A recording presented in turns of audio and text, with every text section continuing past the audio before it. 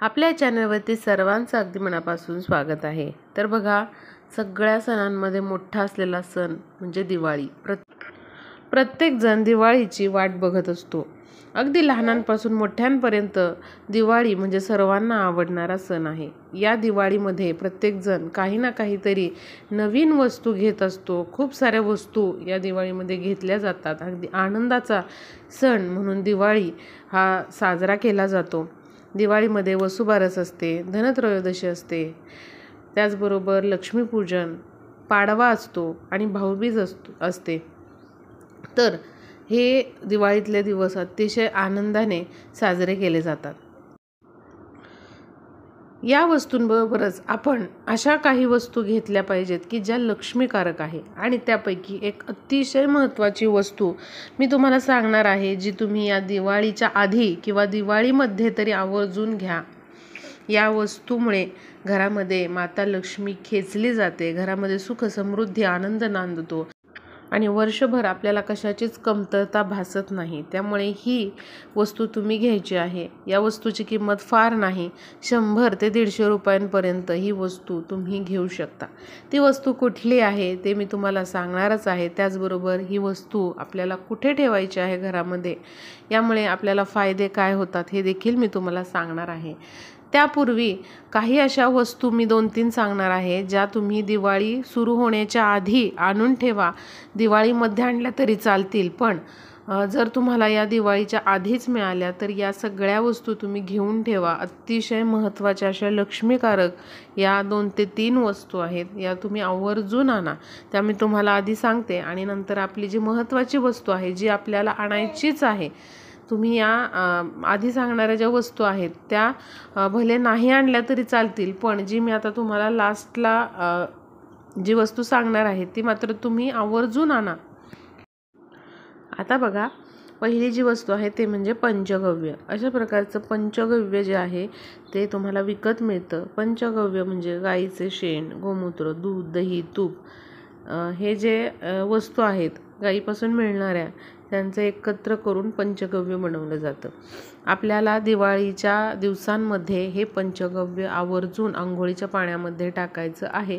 अगदी चिमूट भरच टाका, पण घरातील सर्व सदस्यांनी असं हे पंचगव्य जे आहे ते ही पावडर घेऊन आपल्या अंघोळीच्या पाण्यामध्ये मिक्स करायचे आहे, किंवा जे आपण उटणं लावतो दिवाळीचं त्यामध्ये जरी तुम्ही मिक्स केलं तरी चालेल। आणि प्रत्येक सदस्याला असंच हे उटणं लावा, ज्या उटण्यामध्ये पंचगव्य मिक्स केलेलं आहे, किंवा तुम्ही अंघोळीच्या पाण्यामध्ये घेऊन त्याने अंघोळ करू शकता। यामुळे ज्या काही नकारात्मक शक्ती असतात किंवा आपल्याला ज्या काही वाईट बाधा किंवा नजरदोष झालेले असतात ते दूर होतात। आणि जेव्हा आपण गाईपासून मिळणाऱ्या ह्या ज्या वस्तू आहेत त्यांचा वापर करतो, तेव्हा आपल्या घरामध्ये किंवा आपल्यामध्ये जर काही नकारात्मक ऊर्जा असतील त्या सर्व नष्ट होतात। त्यामुळे बघा, हे पंचगव्य प्रत्येकाने घेऊन ठेवा। धार्मिक साहित्याच्या दुकानामध्ये तुम्हाला हे आवर्जून मिळून जाईल।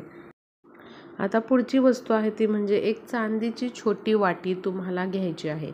दिवाळीच्या आधी तुम्ही घ्या, किंवा दिवाळी सुरू झाल्यानंतर तुम्ही धनत्रयोदशीला किंवा लक्ष्मीपूजन दिवशी घ्या, किंवा दिवाळीच्या कुठल्याही दिवसामध्ये तुम्ही ही जी चांदीची वाटी आहे त्या आवर्जून घ्या। लक्षात घ्या, आपण धनत्रयोदशीला सोनं किंवा चांदी खरेदी करत असतो, किंवा बरेच जण दिवाळीच्या पाडव्याला देखील सोने चांदीची खरेदी करतात। कारण असं म्हटलं जातं, या शुभ मुहूर्तांवरती सोने किंवा चांदीची खरेदी केल्याने आपला जो संचय आहे धनाचा तो वाढत जातो। त्यामुळे शुभ मुहूर्तावर नेहमी चांदी किंवा सोन्याची खरेदीही केली जाते। तर बघा, ही अशी चांदीची वाटी तुम्ही आवर्जून घेऊन ठेवा। दिवाळीमध्ये घेणं शक्य नसेल तर तुम्ही आत्ता लगेच करू शकता, म्हणजे 1-2-3 दिवसात करू शकता। दिवाळीच्या आधी कधीही करू शकता, दिवाळीमध्ये कुठल्याही दिवशी तुम्ही करू शकता। आता बघा, मान्य आहे थोडीशी ही महाग जाणार, पण तुम्ही काय करा, एक चांदीची वाटी आवर्जून घ्या। आता मी तुम्हाला सांगते याने आपल्याला काय करायचं आहे। तर चांदीची वाटी आपल्याला आपल्या देवघरामध्येही ठेवायची आहे, आणि त्यामध्ये चांदीच्या वाटीमध्ये कापूर आणि लवंग आपल्याला रोज जाळायचं आहे। रोज संध्याकाळी तुम्ही जाळू शकता, सकाळी जाळू शकता, दोनही वेळेला जाळू शकता. कापूर ठेवायचा चांदीच्या वाटीमध्ये आणि त्यावरती एक लवंग फक्त ठेवायचा आहे आपल्याला. आणि देवघरासमोर बसून आपल्याला तो कापूर पेटवायचा आहे. म्हणजे काय, तर लवंग त्या कापरामध्ये जळतो. आणि आपल्याला हे चांदीच्या वाटीमध्ये करायचं आहे. बघा, जेव्हा आपण चांदीच्या वाटीमध्ये, चांदीच्या भांड्यामध्ये अशा प्रकारे कापूर आणि लवंग जाळतो, तेव्हा आपल्या घरामध्ये ज्या काही कौटुंबिक समस्या आहेत त्या हळूहळू दूर होतात. त्याचबरोबर आपली करिअरमध्ये प्रगती होते, सुख समृद्धी घरामध्ये नांदते. त्याचबरोबर नात्यांमध्ये गोडवा टिकून राहतो. आपण म्हणतो ना, नवरा बायकोचं जे नातं आहे ते त्यामध्ये गोडवा नाही, सतत भांडणं होतात किंवा घरातल्या इतर सदस्यांमध्ये पण भांडणं सतत होत असतात. तर बघा, अशा प्रकारे जेव्हा तुम्ही रोज असा हा कापूर आणि लवंग जाळाल, तेव्हा पण चांदीच्या वाटीमध्ये, तेव्हा तुम्हाला त्याचे अगणित खूप चांगले फायदे दिसून येतील. आणि जो आपण म्हणतो ना, पैसा घरामध्ये टिकत नाही किंवा घराकडे खेचला जात नाही, तर हा उपाय जेव्हा तुम्ही रोज करायला सुरुवात कराल, तेव्हा तुम्हाला असं जाणवेल की खूप आश्चर्यकारक असे बदल घडलेले तुम्हाला दिसून येतील. आणि जे काही पैशाचा ओघ म्हणतो आपण, तो वाढताना तुम्हाला दिसेल. खूप याचे चांगले असे फायदे आहेत. त्यामुळे बघा, अशी ही चांदीची वाटी घ्या तुम्ही. थोडेसे पैसे खर्च होतील, पण या दिवाळीमध्ये ही घ्या वाटी तुम्ही, किंवा दिवाळीच्या आधी घ्या. आणि दिवाळीपासून तुम्ही अगदी वसुबारसपासून जरी असा हा कापूर आणि लवंग या चांदीच्या वाटीमध्ये जाळायला सुरुवात केली तरीही चालेल. तर बघा, ही होती दुसरी वस्तू. आता मी पुढची वस्तू सांगते. पुढची जी वस्तू आहे ती म्हणजे पिवळ्या कवड्या. पिवळ्या कवड्या घरामध्ये असणं, देवघरामध्ये तुम्ही तिचं पूजन करणं हे अत्यंत महत्त्वाचं आहे. कवडी जी आहे ती लक्ष्मीला अतिप्रिय आहे. त्यामुळे बघा, ज्या घरामध्ये अशा प्रकारे देवघरामध्ये कवड्यांचं पूजन केलं जातं, तिथे धनाची कमतरता कधीच भासत नाही. त्यामुळे बघा, या दिवाळीच्या आधी जर तुम्हाला अशा कवड्या मिळाल्या, तर तुम्ही 5, 7 अशा विषम संख्येमध्ये ती कवडी घ्या आणि देवघरामध्ये तिचं पूजन करा. धनत्रयोदशीला तुम्ही असं हे पूजन जे आहे ते करू शकता. लक्ष्मीपूजनला तुम्ही कवड्या ज्या आहेत त्या लक्ष्मीच्या पूजनामध्ये मांडू शकता. कारण बघा, जी कवडी आहे ती लोहचुंबकाप्रमाणे काम करते आणि माता लक्ष्मी जी आहे ती या कवडीकडे खेचली जाते. त्यामुळे ज्या घरामध्ये कवड्यांचं पूजन केलं जातं, त्या घरामध्ये धनाची कमतरता कधीच भासत नाही. त्याचबरोबर अशी बघा, चॉकलेटी कलरची अशी कवडी असते, त्यावर डॉट डॉट असतात. तर ती जरी तुम्हाला मिळाली तरी देखील तुम्ही तिचं पूजन तुमच्या देवघरामध्ये करू शकता. आता जी वस्तू आपल्याला घ्यायचीच आहे ती म्हणजे गाय वासरूची मूर्ती. आपल्याला छोटीशी पितळेची गाय वासरूची मूर्ती या दिवाळीच्या आधी किंवा दिवाळीमध्ये आवर्जून घ्यायची आहे. कारण बघा, प्रत्येक घरामध्ये गाय वासरूची मूर्ती असणं खूप महत्त्वाचं आहे. गाय वासरूची मूर्ती घरामध्ये ठेवल्याने आपल्या घरामध्ये सकारात्मक ऊर्जा प्रवाहित राहते आणि आपल्या घरामध्ये सुख, समृद्धी, ऐश्वर्य, वैभव सर्व काही येतं. त्यामुळे बघा, अशी ही गाय वासरूची पितळी मूर्ती तुम्ही घरामध्ये आणा.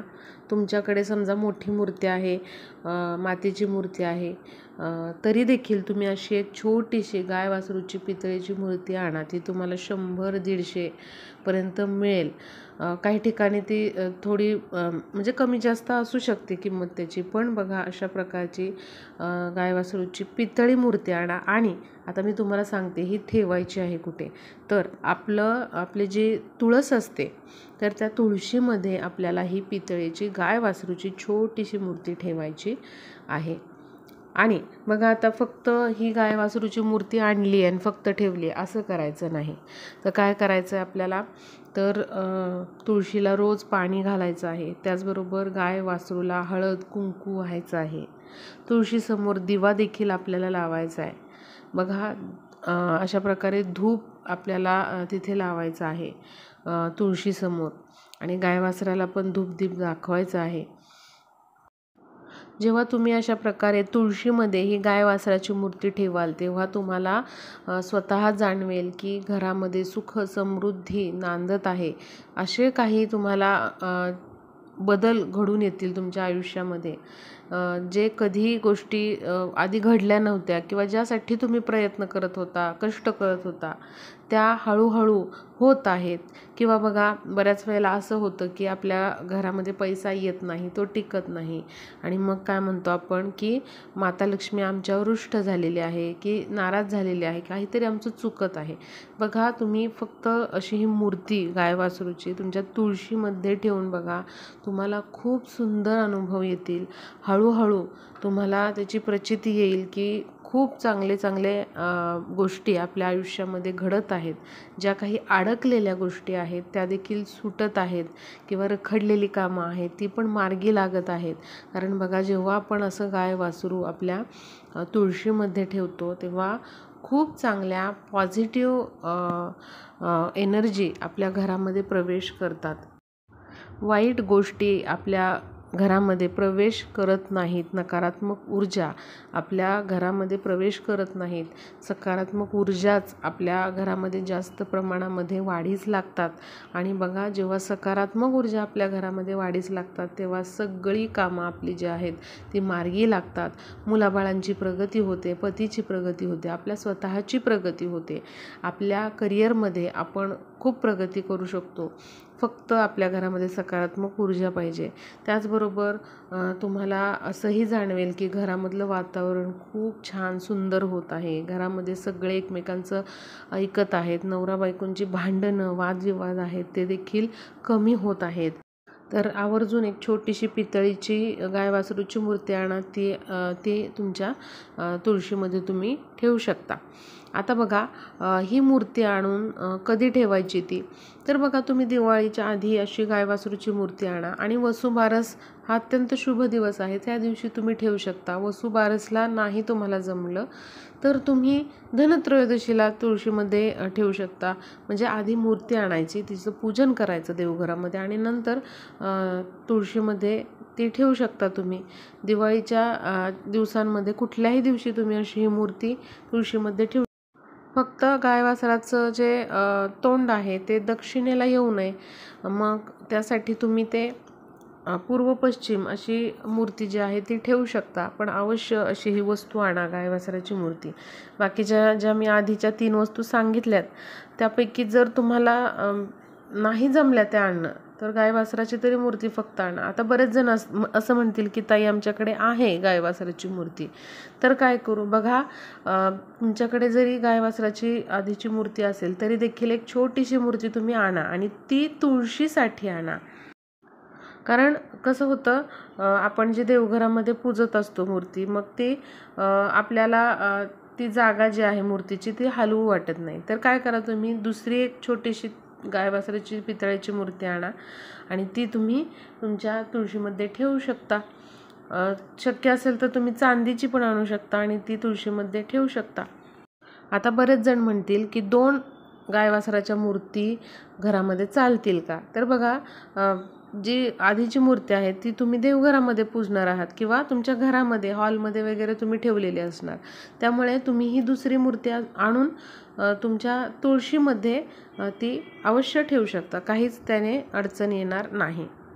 आता मूर्ती आणल्यानंतर काय करायचं, समजा वसुबारस दिवशी तुम्हाला पूजन करायचं आहे, तर ती गाय वासराची मूर्ती घ्या, स्वच्छ पाण्याने ती स्वच्छ करून घ्या.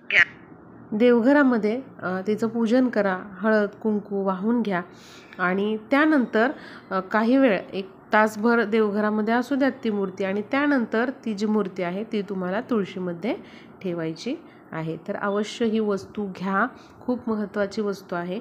आणि व्हिडिओला जास्तीत जास्त शेअर करा, म्हणजे सर्वांना ही माहिती कळेल. दिवाळीच्या सर्वांना खूप खूप शुभेच्छा.